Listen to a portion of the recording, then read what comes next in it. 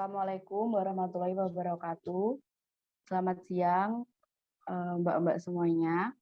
Terima kasih sudah menyempatkan waktunya untuk mengikuti penyuluhan Dagusibu ini. Perkenalkan, kami dari jurusan Farmasi Poltekkes Surakarta. Saya Erika Ilmana Putri dan rekan saya Fahima Farah dan Fathiatul Asyana. Di sini kami akan menyampaikan beberapa materi mengenai Dagusibu. Sebelumnya, Mbak-mbak di sini semuanya sudah tahu dan paham belum ya mengenai Dagusibu? Jika belum paham, mari kita simak video ini ya. Silahkan.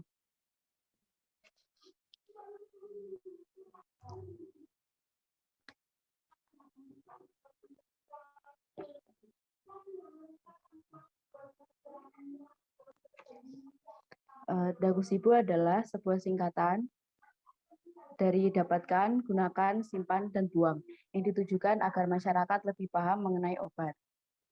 Yang pertama, obat. Obat merupakan zat yang digunakan untuk pencegahan dan penyembuhan penyakit, serta pemulihan dan peningkatan kesehatan bagi penggunanya. Setiap obat mempunyai manfaat, namun juga mempunyai efek samping yang merugikan. Oleh karena itu, gunakanlah obat sesuai dengan aturan. Pakai.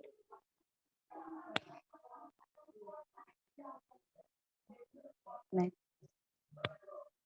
Dagusibu. Yang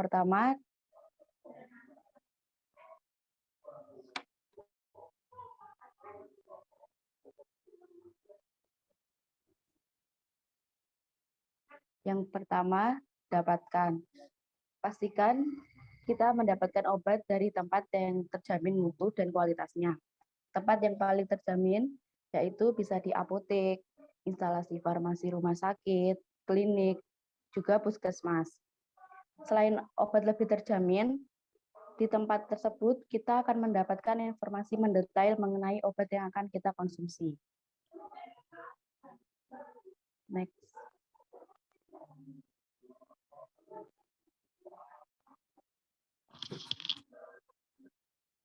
Penandaan obat. Setiap obat yang beredar selalu memiliki informasi tentang obat yang menyertainya pada kemasan obat dan brosur atau leaflet.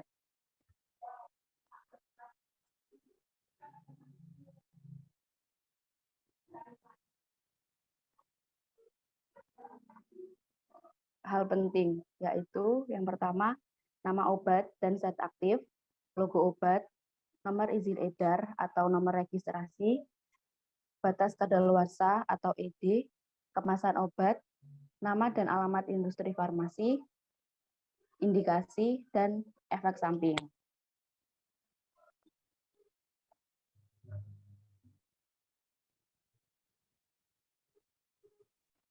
Selanjutnya ada penggolongan obat. Di sini ada 4 logo lingkaran obat untuk golongannya. Yang pertama ada logo lingkaran yang berwarna hijau, yaitu obat bebas. Keterangannya yaitu obat yang boleh dibeli secara bebas tanpa menggunakan resep dokter. Yang kedua ada logo lingkaran berwarna biru tua, yaitu obat bebas terbatas.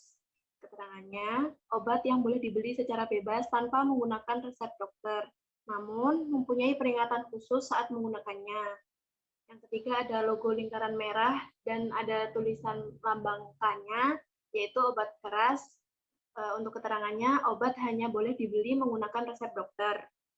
Untuk yang terakhir ada logo lingkaran yang ada lambang plus-nya, yaitu obat narkotika. Keterangannya, obat hanya boleh dibeli menggunakan resep dokter dan dapat menyebabkan ketergantungan. Di sini ada tanda pada obat bebas terbatas. Yang pertama, P nomor 1, awas obat keras, baca aturan pakai.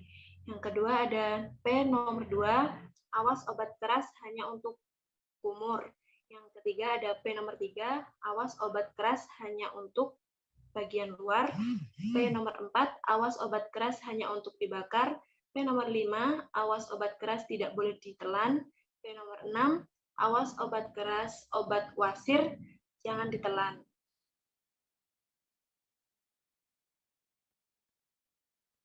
nomor izin edar, NIE, atau nomor registrasi.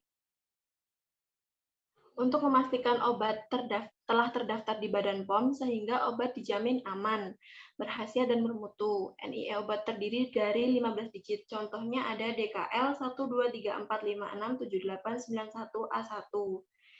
Digit pertama yaitu D atau nama dagang. Untuk G sama dengan generik.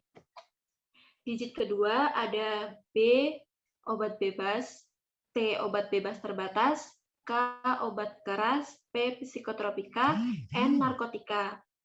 Lalu untuk digit ketiga ada L untuk lokal, I untuk impor.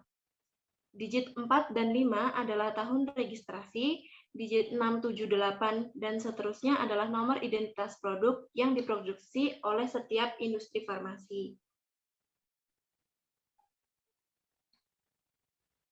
2.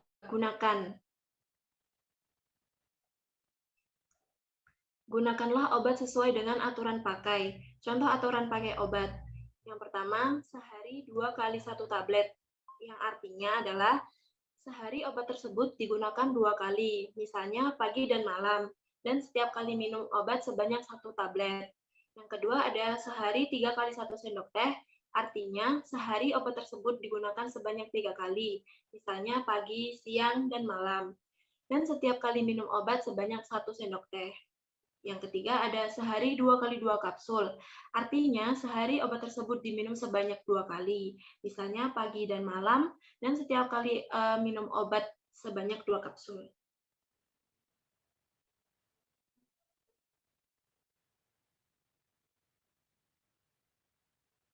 Di sini ada contoh sediaan obat, yaitu contoh penggunaan sediaan obat. Di sini ada gambarnya ya.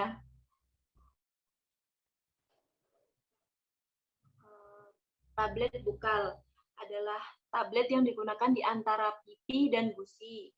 Yang yaitu caranya adalah minum atau berkumurlah dengan sedikit air untuk melembabkan jika mulut kering.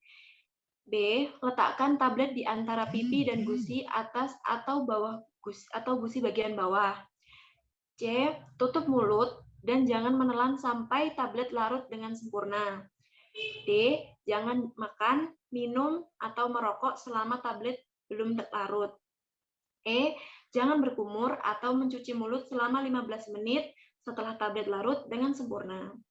Yang kedua ada tablet sublingual, yaitu adalah tablet yang digunakan di bawah lidah.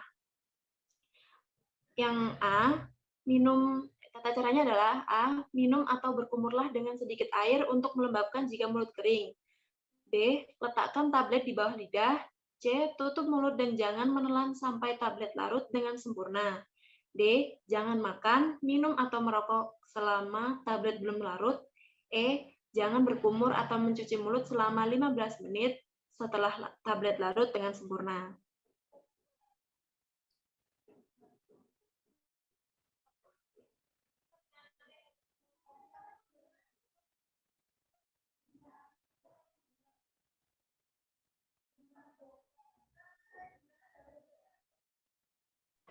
Untuk tetes mata,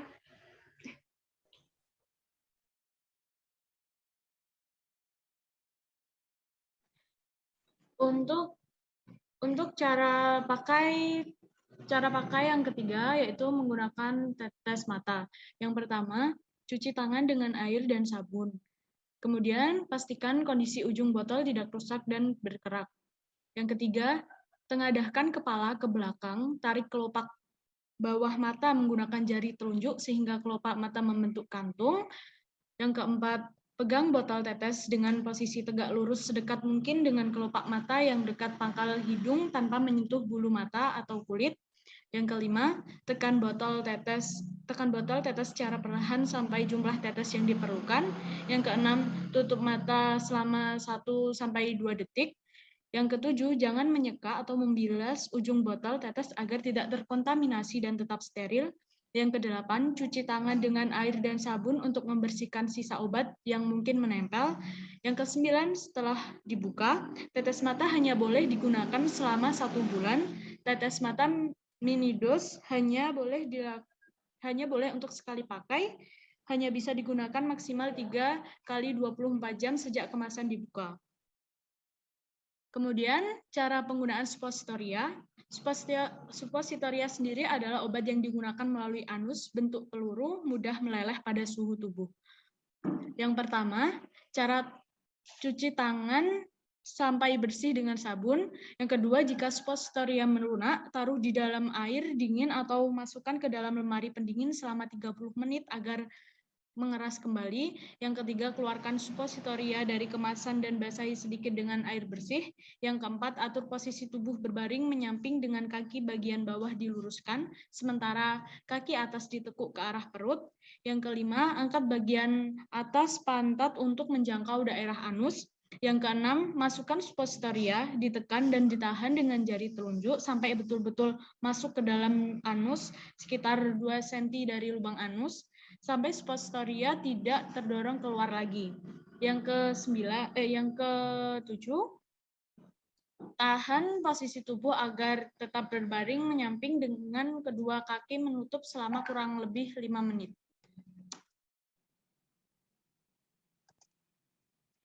Kemudian untuk dagu sibu yang ketiga yaitu simpan. Cara penyimpanan obat, yang pertama baca aturan penyimpanan obat pada kemasan.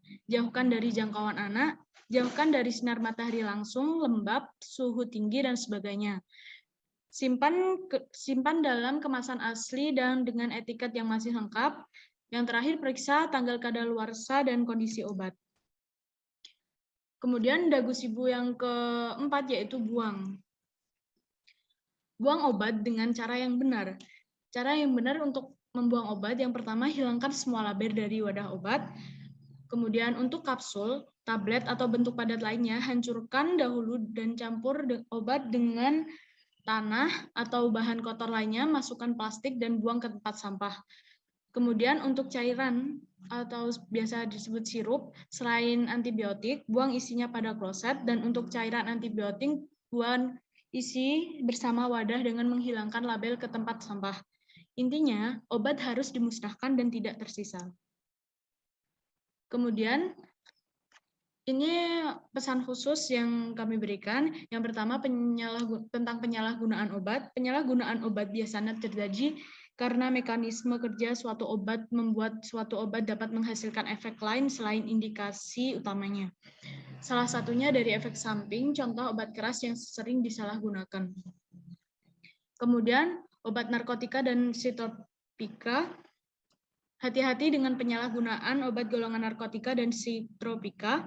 Obat golongan ini dapat menimbulkan ketergantungan secara fisik dan psikis jika digunakan tidak sesuai dengan aturan, dapat berakibat buruk bagi kesehatan dan kematian. Sekian presentasi materi dari kami. Apakah ada yang ditanyakan?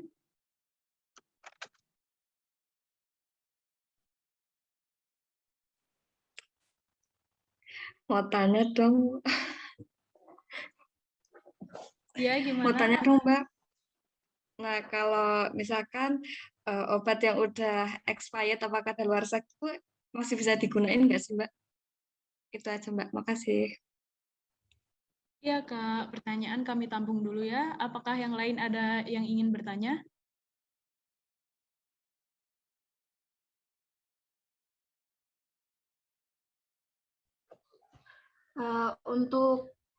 Saya akan menjawab ya, untuk obat yang sudah kadaluarsa sebaiknya tidak dikonsumsi lagi, yaitu karena akan berinteraksi pada organ tubuh itu tidak baik.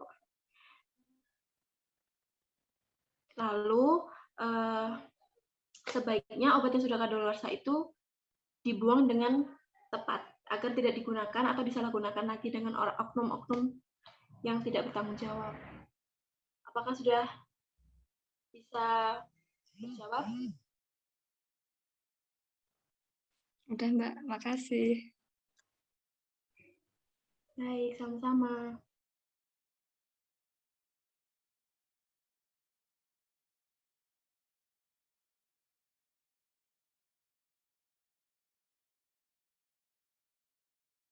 Apakah ada yang ingin bertanya lagi?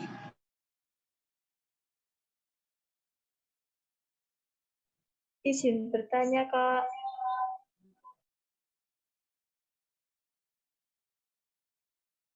Silakan, Kak.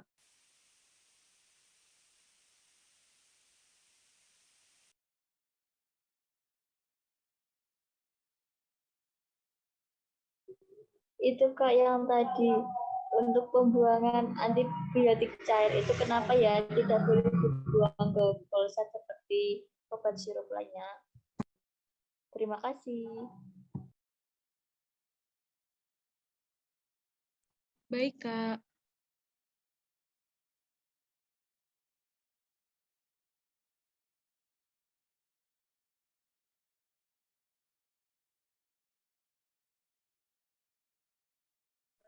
Baik, saya akan menjawab. Terima kasih atas pertanyaannya. Untuk sirup antibiotik tidak buang di toilet karena di toilet itu terdapat bakteri pembusuk. Jika antibiotik dibuang ke toilet, nanti bakteri pembusuknya tidak berfungsi lagi dan akan mati. Begitu, Kak. Bagaimana? Apakah sudah puas dengan jawabannya, Kak?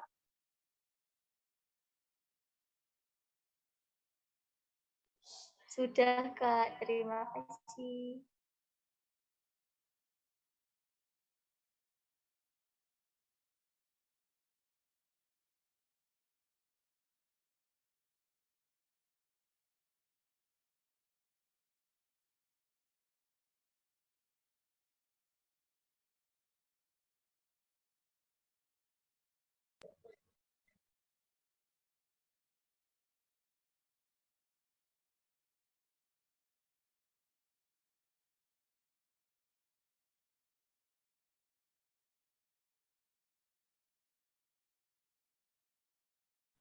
Apakah ada yang ingin bertanya lagi, Kak?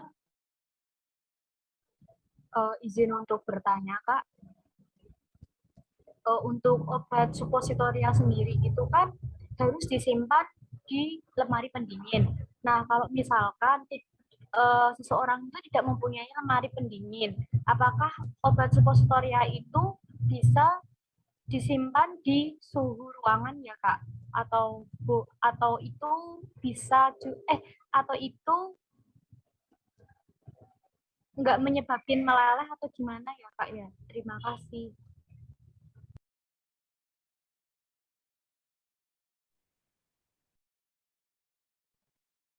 Baik, Kak. Saya akan menjawab pertanyaan dari Kak Yeni.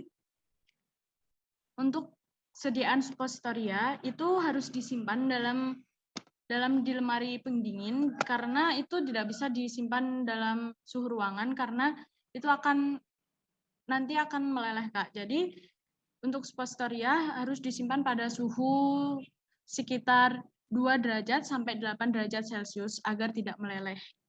Terima kasih ya. Iya, Kak. Terima kasih.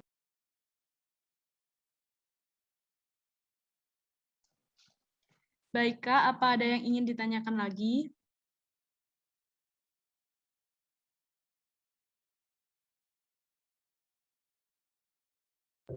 Tidak ada, Kak.